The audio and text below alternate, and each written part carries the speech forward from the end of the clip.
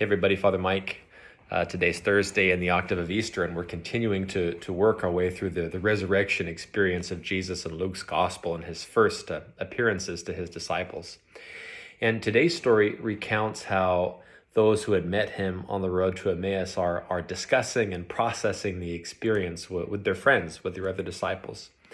And what's distinctive about this story is that it's in that context of the verbalizing and the processing and the sharing inside of spiritual relationships that Jesus once again makes his presence known. He appears to them, speaks words of peace. Two significant impressions.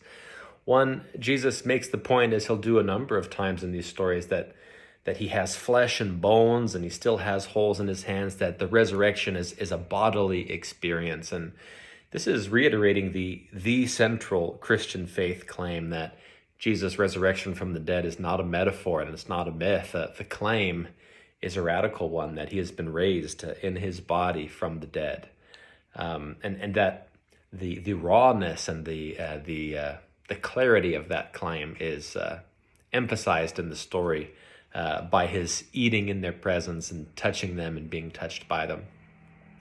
But there's a deep spiritual significance here too that I want to suggest, and that is that, in today's story, Jesus' appearance occurs within the context of spiritual friendship, conversation, and process.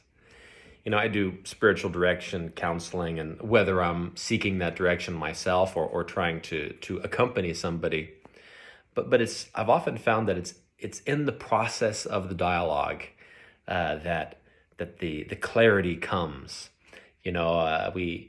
Spiritual direction and Christian friendship in our biblical tradition isn't so much a question of going to see the spiritual master or the guru and getting the advice.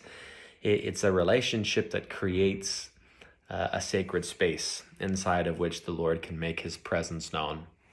And that's something worth celebrating. I know I've spoken to this in various ways and various places before, but our commitment as Christian people to accompaniment in our discernment, in our prayer, as we process life experience, we do so with this Easter trust and belief that there's something graced about authentic spiritual friendship, and that the Lord speaks in the discourse, in the dialogue. And I suppose what we got to do is take the risk and bring open hearts to that open space.